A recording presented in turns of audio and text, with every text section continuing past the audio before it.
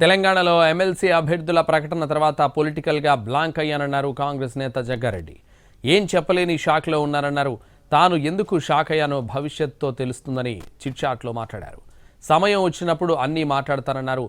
Rahul Gandhi appointment అడిగానన్నారు. చరిత్రలో బలం ఉంది, అందుకే ఆనాటి సభ విషయాలు చెప్పాలని అనుకుంటున్నారన్నారు. మరోవైపు జగ్గారెడ్డి ట్విస్టుల మీద ట్విస్టులను బయటపెట్టారు. ఒకవైపు పొలిటికల్గా సీరియస్ కామెంట్స్ చేస్తూనే మరోవైపు సినిమాల్లోకి ఎంట్రీ ఇస్తున్నట్టు అనౌన్స్ చేశారు.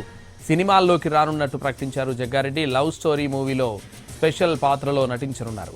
తన ఒరిజినల్ క్యారెక్టర్కు సినిమా రోల్ అద్దం పట్టనుందని చిట్చాట్లో తెలిపారు జగ్గారెడ్డి. పీసీసీ సీఎంల అనుమతితోనే యాక్ట్ చేస్తానని తెలిపారు. ఈ ఉగాదికి సినిమా స్టోరీ వింటానని, వచ్చే ఉగాదికి సినిమా విడుదలవుతుందని కూడా ప్రకటించారు.